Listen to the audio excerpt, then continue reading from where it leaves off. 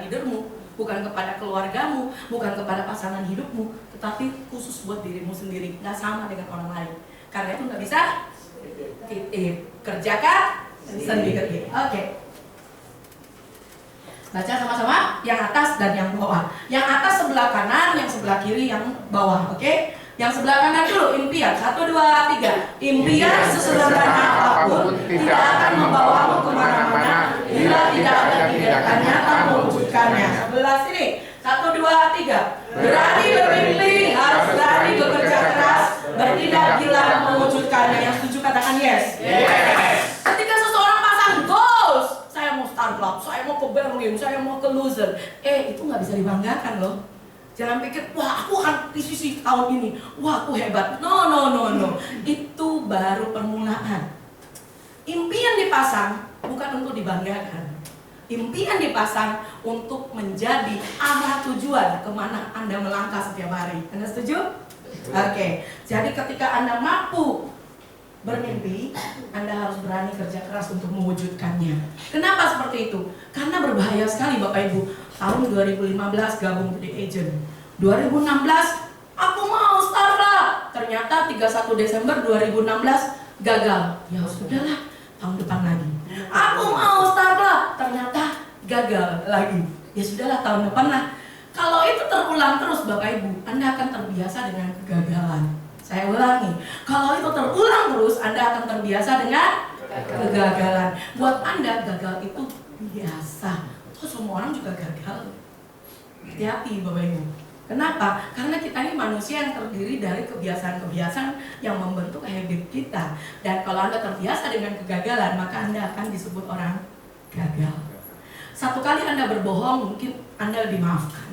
2 kali Anda berbohong, Anda mulai diragukan. Tapi 3 kali Anda berbohong, Anda akan dikenal sebagai pembohong. Demikian juga kegagalan. 1 kali Anda gagal, Anda mungkin dimaafkan. 2 kali Anda gagal, Anda akan diragukan. Tapi 3 kali Anda gagal, percaya sama saya, orang rumahmu pun akan sulit percaya bahwa kamu bisa berhasil di Prudential.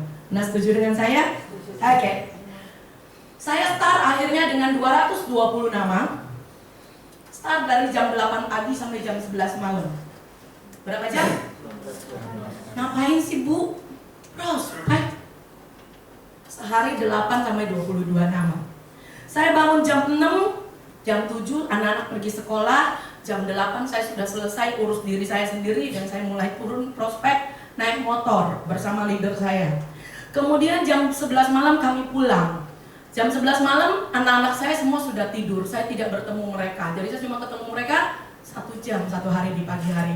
Anak saya waktu itu umurnya 7, 5, dan 3 Bapak Ibu ya. Lalu saya jam 12 malam selesai siapin untuk besok mereka sekolah. Saya tidak bisa langsung tidur Bapak Ibu. Ngapain? Tahu nggak? 2005 tidak ada SFA, tidak ada Provos Bapak Ibu. Saya harus duduk depan komputer bikin quotation, bikin proposal, belum SPAJ Bapak Ibu ya, bikin quotation dulu. Jam 3 pagi baru saya tidur. Besoknya jam 6 bangun lagi, anak 3 diurus pergi sekolah, jam 8 prospek lagi, pulang lagi ke rumah jam 11 malam. Berapa jam sehari? 16 jam sehari, Senin sampai Sabtu kecuali hari Minggu. Dan hasilnya 39 polis, total 320 juta MPI, dan ini hasil. Senggol sebelahnya tanyain, kamu prospek sehari berapa jam? Gitu mau start lah. Sebelahnya juga jawab dong, kamu juga gitu ya. Oke, Bapak Ibu, nggak mudah untuk kerja dan mendapatkan prestasi di Prudential.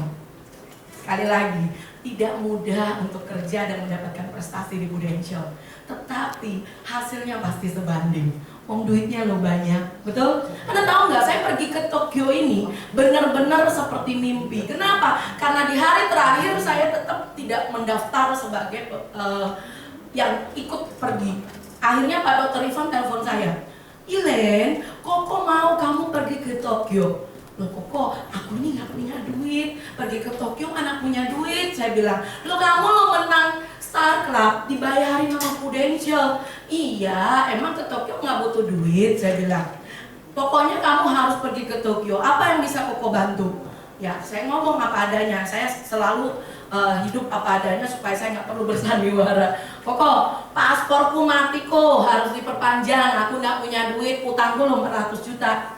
Oke. Terus apa lagi dia bilang? Terus kalau dari Samarinda mau ke Balikpapan, aku harus naik travel kok. Itu kurang lebih 100.000. Oke. Terus pesawatnya kok dari Balikpapan ke Surabaya gimana? Ilen, semua pesawat, semua hotel dibayarin sama Prudential.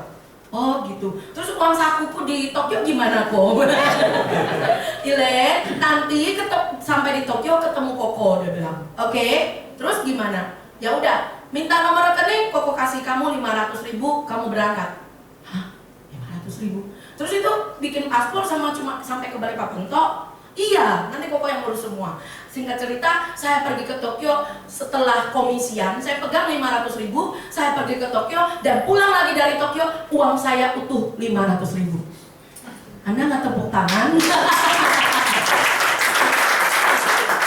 Bapak Ibu, pergi dengan Prudential itu luar biasa Bapak Ibu. Saya nggak bercerita banyak, tapi saya mau Anda tahu bahwa yang bangkrut dengan utang 400 juta, pergi dengan Prudential, tidak bawa duit banyak, cuma 500.000, pulangnya masih utuh loh. Asal respon dan action Anda benar. Lo ke Tokyo kan jalan-jalan ya cuek aja, foto aja supaya Sunday Punch-nya bagus. Iya kan? Terus harus beli oleh-oleh, siapa yang mengharuskan? Lo nasabah nggak pernah minta kok. Ih, pelitnya, lo bukan pelit. Ini semua harus kita jalani supaya hari depan kita menjadi lebih baik. Karena dengan begini, saya akan menjadi lebih gampang untuk belajar dan lebih gampang untuk prospek, betul? Ya, dan dengan Sunday Punch yang bagus, Bapak Ibu, saya mau bilang sama Anda, nggak mungkin saya akan bisa berdiri di sini depan Anda kalau Sunday Punch saya nggak penuh dengan prestasi. Dan Anda perlu tahu, saya jadi startup itu cuma waktu agent ke Tokyo 50 hari kerja, kemudian ke Vienna, Austria. Saya cuma jualan 2 kali ini, habis itu saya jadi leader dan saya stop jualan sampai dengan 2017 kemarin saya baru mulai jualan lagi. Saya akan mulai kisahnya dan Anda perlu tahu, nggak gampang untuk sampai tiba di titik ini. Tetapi semua itu dengan Prudential menjadi sangat berarti dan luar biasa sekali ya. Karena dalam 3 tahun setelah saya bergabung dengan Prudential, saya mampu beli rumah, beli mobil. Dalam 5 tahun setelah saya gabung Prudential, hutang saya 400 juta semuanya lunas. Saya dijanjikan kalau gabung dengan Prudential 5 tahun bisa dapat income 100 juta per bulan. Tahun kelima saya, Anda perlu tahu, saya malah gagal jadi AM. Loh, gimana tuh? Iya. Gagal jadi AM setelah saya perbaiki persistensi dan konyolnya saya menggunakan uang utang lagi sama temen yang PCC, utang 72 juta demi perbaiki persistensi dan saya gagal naik AM. Cuma gara-gara apa? Gara-gara pemulihannya ada 70 juta yang belum invoice di tanggal 31 Desember. Itu baru selesai semuanya 17 Januari Bapak Ibu. Ya, dan leader saya, adik kandung saya sendiri tidak mau tanda tangan surat appeal. Apa yang terjadi akibatnya? Saya desperate, saya sedih dan itu adalah titik balik hidup saya. Kenapa? Karena saat itu saya memutuskan nggak mau Prudential-Prudentialan lagi. 2 bulan saya terpuruk. Seperti saya bilang, respon dan action kita ketika menghadapi masalah sangat menentukan hasil akhir. Saya mengurung diri dalam kamar, saya kembali ke diri saya yang sebelumnya. Saya mengurung diri dalam kamar, saya sedih, saya nangis, saya jambak-jambak rambut, saya menyesali semuanya. Saya sedih, benar-benar hampir putus asa karena hutang 72 juta lagi. Ya, dan itu membuat saya akhirnya memiliki rambut putih banyak sekali. Karena kenapa saya tahu? Karena 2 bulan kemudian saya memutuskan saya harus bangkit. Karena bagaimanapun saya punya income hanya dari Prudential. Titik baliknya hanya ketika saya menemukan bahwa Tuhan masih kasih saya nafas dan saya harus bisa bangkit. Akhirnya saya ke kantor, saya bilang sama admin saya, pinjam komputermu, saya mau buka SFA. Adminnya berdiri, saya duduk dan dia kaget. Jay, itu kenapa rambutnya putih semua? Banyak banget, karena saya nggak punya rambut putih dulunya. Dan admin saya bilang, Cici kemana aja 2 bulan ini? Saya bilang sama dia, mengurung diri dalam kamar, merenung. Merenung apa, Cek? gara-gara gagal AM, Cece ini bukan Cece banget, dia bilang gitu ya. Terus saya bilang, ya saya ada masa dropnya gitu loh ya. Dan dari itu saya bangkit. Drop saya itu kenapa? Yang paling memukul saya adalah karena pada tanggal 1 Februari muncul di SFA per 31 Desember omset saya ternyata 2,8 M. Persistensi, jangan tepuk tangan dong, mau gagal kok. 2,8 M tapi tidak naik AM Bapak. Sedih saya. Jadi akhirnya itu membuat saya benar-benar drop. Karena pas saya telepon RADD, saya telepon Pak Rinaldi, semuanya bilang tidak bisa Bu, udah lewat kick off-nya. Oke, terima aja gitu ya, terima aja. Dan sejak Maret ketika saya bangkit untuk jualan, bulan Oktober saya sudah selesai AM. Dan akhirnya singkat cerita, saya mulai melihat semua perjalanan saya 6 tahun dengan Prudential, kok income saya belum 100 juta ya? Padahal dijanjikan 5 tahun 100 juta. Terus saya mikir, ini yang salah yang mana gitu ya. Terus habis itu saya memutuskan, oke, mungkin saya yang kurang pinter, mungkin saya yang kurang rajin. Singkat cerita Bapak Ibu, tahun ke-7 saya berhasil mencapai angka 100 juta per bulan ya. Dan akhirnya saya membuka kantor saya di tahun yang ke-7. Setelah kantor pertama saya ini berdiri Bapak Ibu ya, saya lupa, saya tidak tahu bahwa kantor itu harus punya manpower. Sebelum saya buka, Anda perlu tahu saya dititipkan di kantor di Samarinda. Kantor Samarinda waktu itu omsetnya 11,9 M. Tim saya 9,8 M. 75% manpower milik saya di kantor tersebut. Tapi saya lupa bahwa ketika saya keluar, saya tidak bisa sendirian. Waktu saya keluar, semua tim saya tidak boleh ikut, ya, mereka juga tidak diberikan izin untuk keluar, mereka tidak keluar, saya yang keluar sendiri, saya dapat izin dan saya buka kantor sendirian tanpa leader. Ya, 3 tahun Bapak Ibu Anda perlu tahu, saya berperang, saya tutupin semua kekurangan biaya kantor, saya menjadi trainer sendiri, saya juga bantu admin saya jadi admin ya. Semua itu menguras semua energi saya. Meskipun saya pernah elite double startup sampai ke Los Angeles, semua itu tidak menjamin bahwa ketika saya punya kantor saya akan bisa berjalan dengan baik. Ternyata dengan punya kantor semua energi saya, konsentrasi saya malah terkuras ke situ. Dan akhirnya singkat cerita, karena tidak mampu menaikkan omset dan juga cuma ada leader 5 orang, akhirnya saya memutuskan saya tutup kantor 2016. Ya, saya memutuskan saya mengalami kebangkrutan yang kedua setelah saya gabung pertama Prudential, kemudian yang kedua setelah buka kantor. Ya, kemudian saya tutup kantor saya. Prudential baik banget. Prudential ubah sistem ya, yang tadinya cuma 2 generasi jadi 6 generasi. Terus Prudential ciptakan smart Proofos ya, sehingga saya nggak butuh kantor, admin tidak perlu karena kami semua pakainya Smart ya. Dan kemudian saya memutuskan juga untuk pindah ke Balikpapan. Samarinda Balikpapan 120 kilo Bapak Ibu ya. Kenapa saya memutuskan pindah? Karena anak-anak saya 2 orang kuliah harus pindah ke Surabaya. Mereka kuliah di Universitas Ciputra. Semuanya dari uang Prudential ya. Dan mereka kuliah di situ, saya memutuskan pindah ke Balikpapan. Kenapa? Karena saya memikirkan untuk ke Surabaya kalau ada apa-apa dengan anak-anak lebih gampang. Tinggal ambil pesawat, tiket pesawat langsung terbang gitu ya. Anak saya yang kecil saya bawa di Balikpapan. Singkat cerita, untuk pindah ke Balikpapan juga tidak mudah Bapak Ibu. Habis tutup kantor, pasti di mata orang-orang saya adalah orangnya gagal, bangkrut, ya kan? Tapi saya punya sebuah spirit yang tidak pernah padam karena kegagalan yang pernah saya hadapi. Saya terlatih untuk bangkit dengan cepat. Ya, teman-teman, dari 2 bulan terpuruk saya belajar untuk ketika saya emosi saya menjadi cuma 2 minggu, lalu menjadi 2 hari, kemudian menjadi 20 menit, 2 jam 20 menit, dan akhirnya sekarang saya mampu mengatasi emosi yang sangat berat dihadapi itu dalam waktu mungkin cuma 1-2 menit aja. Loh kok bisa? Ya karena dengan berlatih kita menjadi semakin tangguh ya. Bapak Ibu, saya harus bercerita seperti ini kenapa? Biar Anda tahu bahwa tidak mudah. jalan sukses dengan Prudential. Tapi ketika itu bisa Anda dapat, itu membuat Anda adalah sungguh-sungguh the real winner sejati ya. Dan ketika saya pindah ke Balikpapan, saya punya tim AD di Balikpapan dengan tim sekitar kurang lebih 200 orang yang saya bina dari nol. Waktu dia masih agent, saya ke Balikpapan 1 bulan 1 kali, 5 hari di kos dia. Kos-kosannya itu cuma 3 kali 4, tidak ada AC. Saya dari kecil tidur pakai AC. Jadi kalau misalnya saya prospek bantu dia untuk belajar jadi agent, saya tidur di lantai keramik supaya saya bisa bantu dia jualan, rekrut semua, sampai dia jadi seorang AM di kantor tersebut. Waktu saya pindah ke Balikpapan, saya pasti hubungi pemilik kantor dong ya. Saya bilang sama dia, tolong kok aku nanti sekitar bulan Agustus 2017 mau pindah ke Balikpapan. Si pemilik kantor ini adalah pemilik kantor baru, karena sebelumnya pemilik kantornya seorang ibu-ibu orang Bandung.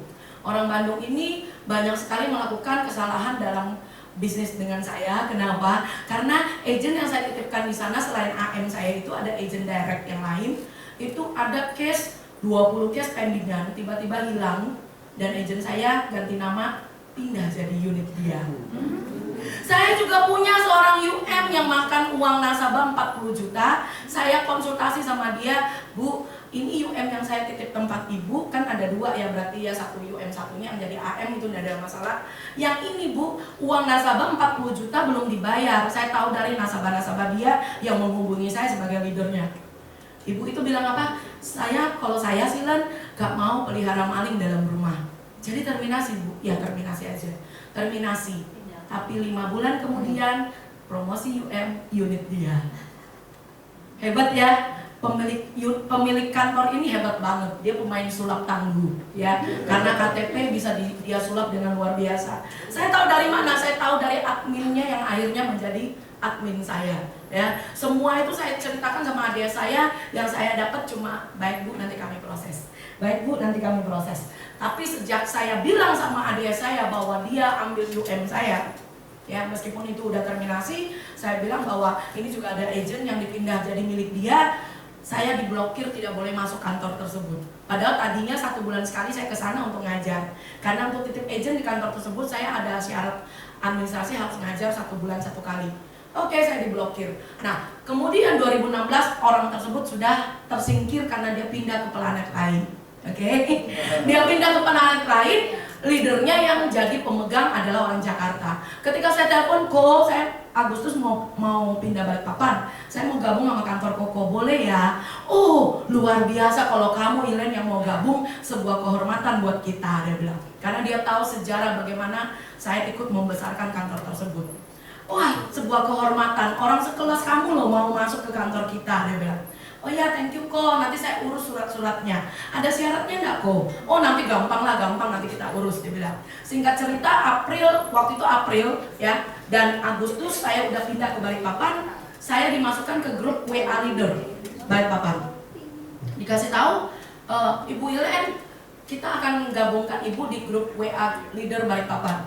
Di situ saya diucapin selamat. Selamat ya, Ibu Ilen udah gabung dengan kita di Balikpapan. Wah, senang sekali. Orang sekelas Ibu mau gabung dengan kita di Balikpapan. Wah, saya senang sekali ya. Tapi tidak lama ada satu yang nanya, Bu, gabung kantor mana? Saya jawab kantor A gitu ya, langsung ya.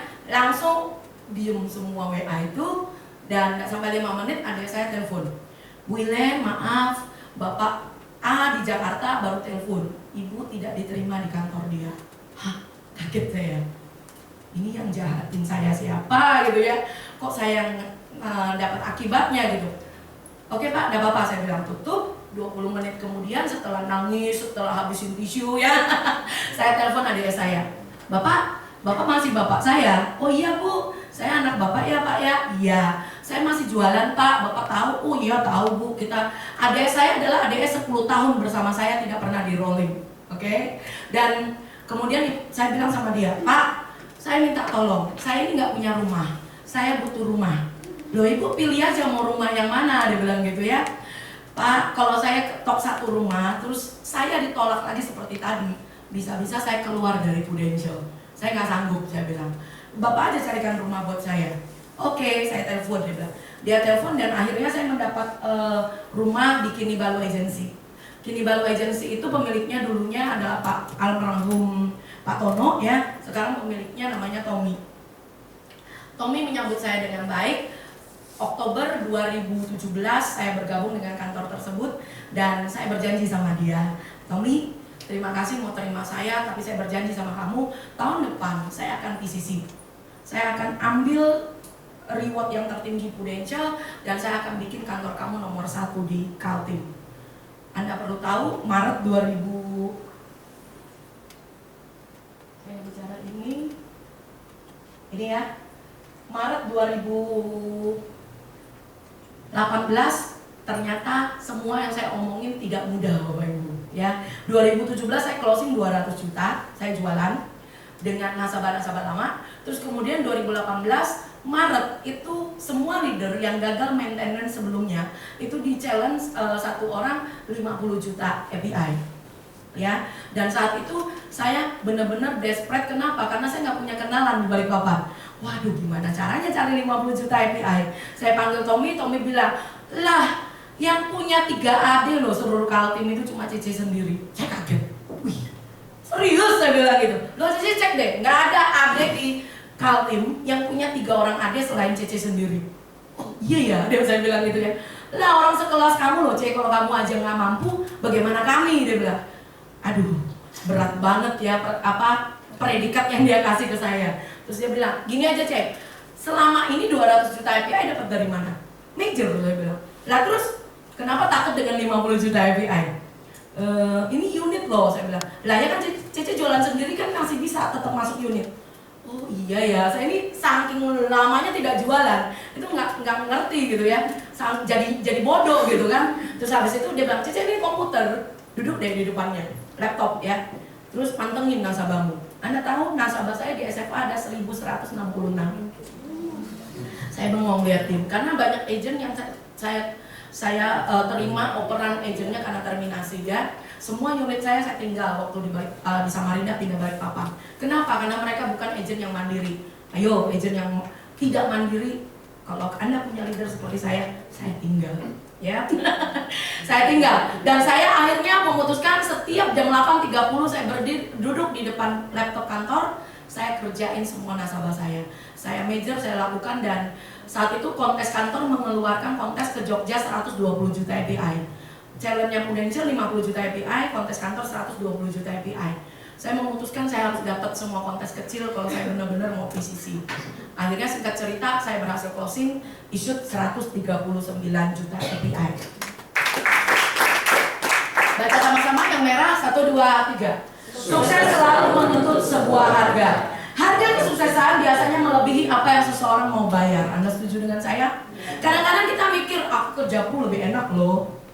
Bisa pulang cepet, pulang main di rumah, bisa pergi mall, ya kan? Pikirnya seperti itu, tapi Anda perlu tahu bahwa untuk sukses yang sesungguhnya tidak mudah. Anda harus bayar harganya dulu. Dan harganya seringkali lebih sulit daripada yang Anda duga. Aduh Bu, ngomongnya serem-serem dari tadi ya. Kayaknya ngeri, kalau jadi agent pro kayaknya ngeri deh. Iya ngeri ya Mbak? Enggak katanya. Oke, saya ceritakan lagi ya. Ketika saya memutuskan saya harus PCC, yang terjadi adalah waktu tidur yang lebih sedikit, iya kan? Waktu terjaga yang lebih pagi, ya iyalah bangun lebih pagi bikin kita lebih banyak prospek. Saya adalah orang yang selalu datang bersama admin buka kantor, 8.30 saya ada di kantor. Keluar dari kantor jam 5 sore. Loh ngapain Bu sepanjang hari di kantor? Kalau di sepanjang hari di kantor nggak bisa prospek dong? Iya, nggak bisa prospek. Tapi saya prospeknya semua by online lewat WA. Dan semua manajer saya lewat WA dan email. Dan mereka habis selesai tanda tangan kirim ke saya. Saya jualan bener-bener by WA dan di kantor saja. Wih, canggih gitu Bu. Ya iyalah karena terpaksa. Kenapa? Karena nasabah saya semua ada di kota lain yang harus saya tempuh dengan nyetir 3 jam, naik pesawat.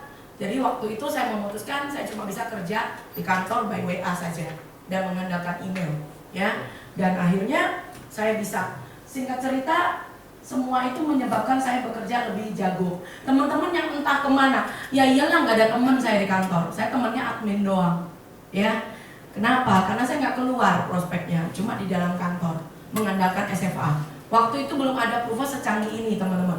Ya, saya major. Kemudian disalahpahami. Ya iyalah, keluarga besarmu kalau diajak arisan, diajak ngumpul karena tidak mendatangkan API, bagaimana? Saya tinggalin kalau saya. Teman-teman yang ngajak ngumpul sosialita, saya tinggalin karena tidak mendatangkan API. Dipertanyakan kewarasanmu. Orang bilang, lo kerja pro lo enak, bebas. Kamu kok malah ngantor dari pagi sampai sore? Bahkan tante saya yang ada di Singapura protes. Anak-anakmu kamu tinggal di Surabaya, kamunya di Balikpapan. Lah terus ngapain, dia bilang. Lah kalau aku nggak di Balikpapan nggak kerja ya. Karena saya di Surabaya nggak punya kenalan siapapun, saya nggak berminat untuk jualan di Surabaya. Hati-hati ya, kalau minat saya naik. Saya jualan di Surabaya nanti, ya. Dan di Balikpapan saya punya base nasabah ribuan. Jadi akhirnya saya cuma di Balikpapan. Dipertanyakan sampai mereka bilang, gila kamu ninggalin anak. Saya bilang anak-anak saya adalah anak-anak yang tangguh. Jadi kalau ada di sini Bapak Ibu ya yang ternyata masih bilang, oh pasangan saya tidak mengizinkan, saya ceritain sedikit. Flashback kembali ketika saya jadi agent. Waktu saya jadi agent, saya bilang sama suami saya, dia nggak izinkan saya join jadi agent asuransi. Saya bilang sama dia, saya butuh 3 bulan untuk cari 5 juta per bulan untuk makan kita berlima. Saya ulangi, saya minta waktu sama suami saya 3 bulan untuk cari income 5 juta sebulan untuk makan kami berlima. Tapi ternyata dalam waktu 50 hari kerja atau 1 bulan setengah, omset saya bukan menghasilkan komisi 5 juta, tetapi 7,5 juta per bulan. Kira-kira kalau Anda yang jadi suami saya izinkan apa enggak? Izinkan. Izinkan. Jadi kalau hari ini pasangan Anda tidak mengizinkan, jangan-jangan Anda janjinya bohong. Enggak ditepati. Prospek Prudensial janjinya dapat komisi, ternyata Anda malah sibuk sendiri. Hati-hati ya. Dan saya mau bilang sama Anda, saya dipertanyakan kewarasan saya. Nggak peduli, yang penting closing, nambah omset, API bertambah, komisi bertambah. Challenge saya adalah setiap hari Sabtu, hari Minggu saya harus lihat komisi saya bertambah enggak.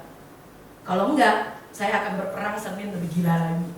Challenge saya setiap minggu. Kenapa? Karena saya closingnya majornya tahunan. Saya nggak mau bulanan supaya saya tambah rajin. Ya, oke lanjut. Ini adalah 2 orang mentor saya. Yang pertama adalah teman saya dari PPM, ya Pak I Gede, Rija Helces yang luar biasa. Saya drop, saya tutup kantor, saya dinyatakan bangkrut pun dia tetap bantu saya untuk bangkit dan menjadi pemenang. Dia berikan saya semua kebutuhan support secara moral, secara mental sebagai teman sahabat yang luar biasa. Lalu bulan Juni 2018 saya pindah ke Surabaya. Ya, harus pindah kenapa? Karena saya mengambil momentum anak saya kelas 1 SMA mau naik kelas 2, saya pindahkan dia di Citra Berkat Surabaya. Akhirnya saya ambil rumah di Citraland Utara ya, Surabaya. Saya tinggal di sana mulai bulan Juni 2018 Bapak Ibu. Lalu saya datengin co-editation. Kenapa? Namanya saya butuh, saya datengin dia, saya minta di mentoring. Koko, aku mau belajar sama Koko. Koko kan orang senior di Prudential yang luar biasa. Tolong kok ajarin saya. Dia bilang nanti sore ada kelas sales idea, Ilen. Kalau mau ikut Koko yang ngajar. Oh ya siap, saya bilang. Saya pergi makan, sorenya balik, ketemu di kelas sales idea yang ngajar co-editation, yang hadir cuma saya sendiri. Oke, agent-agent semuanya udah pinter ya. Agent-agent semua sudah pinter, gak ada yang mau hadir kelas sales idea. Saya hadir, saya di private sama co-editation. Anda tahu apa yang terjadi? 3 hari dari co-editation ngajarin saya closing 300 juta API.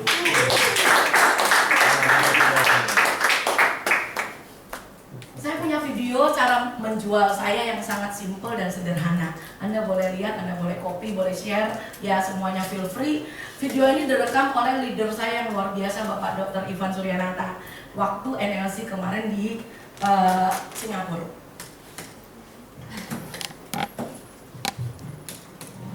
Hai, saya Elaine. Tahu nggak sih tahun ini saya itu jualan kebanyakan kepada ibu-ibu,